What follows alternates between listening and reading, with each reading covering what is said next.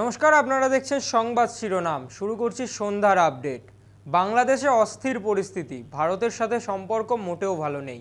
এরই মাঝে বাংলাদেশের একটি প্রতিনিধি দল ফারাক্কা ব্যারেজ পরিদর্শনে এলো জলবন্টন চুক্তি পুনঃস্বাক্ষরিত করার উদ্দেশ্যে। 1996 সালে ভারত বাংলাদেশের মধ্যে এই জলবন্টন চুক্তি স্বাক্ষরিত হয়েছিল, যা কিনা আগামী 2026-এর 12ই ডিসেম্বর শেষ হচ্ছে। সোমবার রাতে 11 জনের প্রতিনিধি দল ফারাক্কা আসে। শতাব্দী এক্সপ্রেস ট্রেনে নিউ ফারাক্কা স্টেশনে বাংলাদেশের প্রতিনিধি দল আসা মাত্রই তাদেরকে স্বাগত জানান ফারাক্কা ব্যারেজের জেনারেল ম্যানেজার আর.ডি. দেশপান্ডে ও ফারাক্কা ব্যারেজ প্রজেক্টের আধিকারিকগণ। আজ পরিদর্শনের পর আগামী 6 মার্চ গঙ্গার জলবন্টন চুক্তির বিষয় নিয়ে কলকাতায় ইন্ডো বাংলাদেশ জয়েন্ট কমিটির 86তম মিটিং হবে। পাশাপাশি 7 মার্চ কলকাতায় কারিগরি পর্যায়ের মিটিং হবে।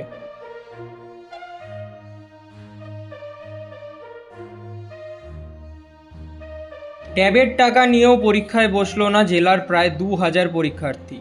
সোমবার থেকে শুরু হয়েছে উচ্চ মাধ্যমিক পরীক্ষা। তরুণের স্বপ্ন প্রকল্পের মাধ্যমে 10,000 করে ট্যাবের টাকা পাওয়ার পরেও জেলায় প্রায় 2000 পরীক্ষার্থী বসল না উচ্চ মাধ্যমিক পরীক্ষায়।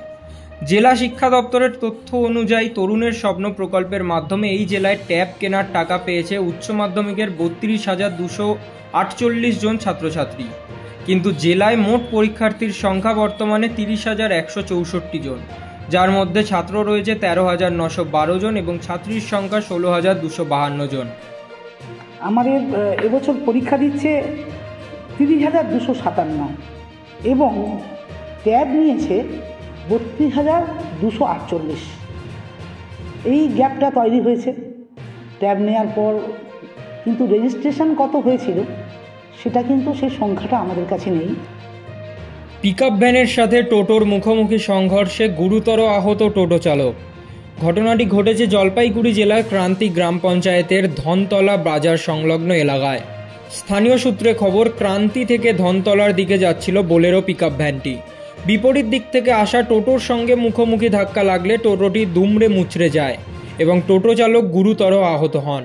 মেয়েকে স্কুল দিয়ে ফেরার পথে হঠাৎ বিভৎস এক আওয়াজ শোনা মাত্র গিয়ে দেখি ঘটনাস্থলে এক পিকআপের সঙ্গে টোটোর সংঘর্ষ হয়ে নিয়ন্ত্রণ হারিয়ে এক দোকানে ভেঙে দেয়। দোকানে ধাক্কা মারানোর পরে লোকজন সব চারিদিক থেকে দৌড়াদৌড়ি করে চলে আসে। আসানোর পরে দেখে আমরা যে টোটোর সঙ্গে পিকআপের বিশাল সংঘর্ষ। বৃদ্ধা মাকে বাড়ি থেকে তাড়ানোর অভিযোগ উঠল তারই ছেলের বিরুদ্ধে। চরম অমানবিক ঘটনাটি ঘটেছে মালদায়।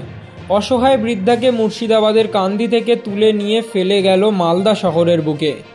সেই অসহায় বৃদ্ধাকে সামান্য কিছু জিনিসপত্র নিয়ে শহরের বুকে অসহায়ভাবে বসে থাকতে দেখে তার দিকে মানবিক সাহায্যের হাত বাড়িয়ে দিলেন তৃণমূল নেতা তথা আইনজীবী প্রসেনজিৎ দাস। আপাতত মালদা শহরের রামকৃষ্ণ মিশন রোড এলাকায় অবস্থিত অনুভব বৃদ্ধাশ্রমে তাকে মাথা গোঁজার ঠাঁই করে দিয়েছেন তিনি। তবে তিনি সাফ জানিয়ে দিয়েছেন ওই বৃদ্ধার ছেলের বিরুদ্ধে আইনি পদক্ষেপ গ্রহণ করার সিদ্ধান্ত নিয়েছেন। তার ভিত্তিতে আমরা একটা এসডিও কোর্টে মামলা করিয়ে দিচ্ছি। এবার করা দরকার, যাতে বাবা মার সম্পত্তি নিয়ে যে সন্তানরা তাদেরকে দেখে না, পরবর্তীতে এই ভারতের এই আইন আছে।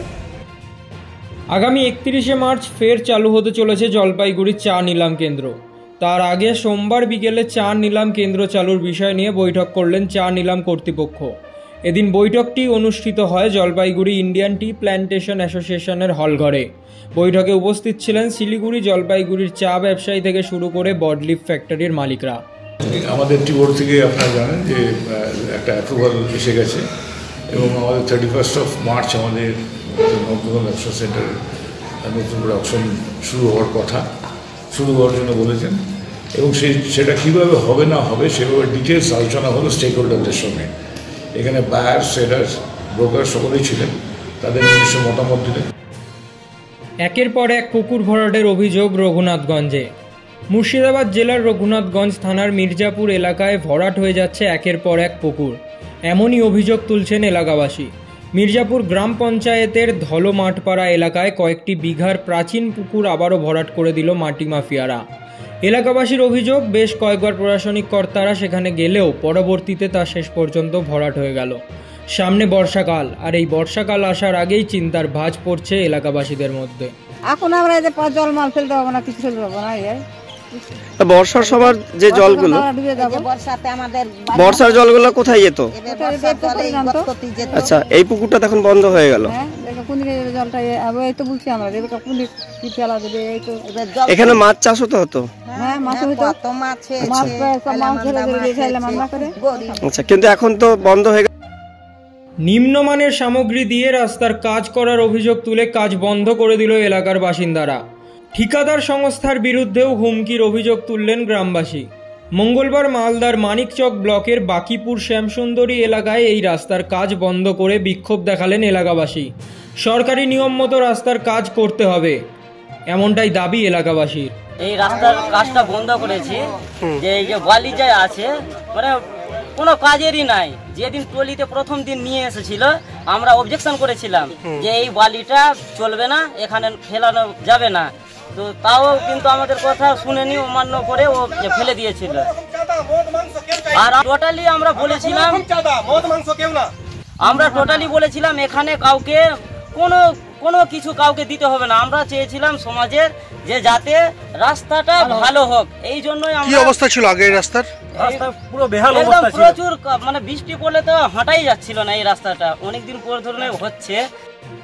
পঞ্চায়েত প্রধানকে গ্রেফতারের দাবিতে সন্দেশখালীর বেরমজুর এলাকায় প্রতিবাদ মিছিল তৃণমূল কংগ্রেসের। ঘটনাটি ঘটেছে সন্দেশখালী 2 নম্বর ব্লকের অন্তর্গত বেরমজুর 2 নম্বর গ্রাম পঞ্চায়েতে। অভিযোগ, একটি বৈঠক চলাকালীন এই পঞ্চায়েতের প্রধান হাজি সিদ্দিকী মোল্লা প্রশাসনিক কর্তাদের উদ্দেশ্য করে নানা রকম কুরুচিকর মন্তব্য করেন এবং তাদের হাত পা কেটে দেওয়ার হুমকি দেন। এই ঘটনার পর এক প্রশাসনিক কর্তা ইতিমধ্যেই পঞ্চায়েত প্রধানের বিরুদ্ধে সন্দেশখালী থানায় লিখিত অভিযোগ দায়ের করেছেন। এই ঘটনার পর থেকেই সন্ধ্যাবেলায় ওই পঞ্চায়েত প্রধান হাজি সিদ্দিকী মোল্লাকে অবিলম্বে গ্রেফতার করার দাবিতে এলাকার পঞ্চায়েত সদস্য থেকে শুরু করে সাধারণ মানুষরা বিক্ষোভ দেখান। হাজি সিদ্দিক মোল্লা বলেন যে কয়েকদিনের মধ্যে শেখ শাহজাহান আসছে, তোদের টুকরো টুকরো করে ফেলবো, তোদের ব্যবস্থা করে ছেড়ে দেবো, এবং যাতে তোরা সুস্থভাবে না চলতে পারিস, আমার বিরুদ্ধে যেন নড়তে না পারিস সেই ব্যবস্থা করে ছেড়ে দেবো। এবং এই সঙ্গে আমাদের বিডিও সাহেবকে খুব বাজে আচরণ করেন। তারা মিথ্যা আমার নামে কিছু এলিগেশন এনেছে, মিথ্যা, যার কোনো ভিত্তি নেই, যার কোনো সারবত্তা নেই, সম্পূর্ণ ভিত্তিহীন সেই কথা নিয়ে তারা বিভিন্ন অশ্লীল ভাষায়। একের পর এক কুরুলের কোপ, আর তাতেই মৃত্যু হয় এক মহিলার, আহত 3 জন মহিলা। ঝাড়গ্রামের বিনপুর থানার অন্তর্গত এরগোদা অঞ্চলের ধুধুপাল গ্রামে মঙ্গলবার রাত 10টার সময় পারিবারিক বিবাদকে কেন্দ্র করে অশান্তি চরম আকার নেয়। অভিযুক্ত রঞ্জিত পাতর নামে এক ব্যক্তি তার নিজের বৌদিকে কুরুল দিয়ে মাথায় মারে এবং হাতে আঘাত করতে থাকে বলেই অভিযোগ। সেই ঘটনা দেখে আহত মহিলার মেয়ে এবং বৌমা ছুটে এলে তাদের মাথায় কুরুলের আঘাত করে। অতিরিক্ত পুলিশ সুপার, বিশাল পুলিশ বাহিনী সহ বিনপুর থানার আইসিকে নিয়ে ঘটনাস্থলে উপস্থিত হন এবং অভিযুক্ত রঞ্জিত পাতরকে নিরস্ত্র করে অস্ত্র সমেত গ্রেফতার করেন। ঘটনার জেরে এলাকায় আতঙ্ক ছড়িয়েছে।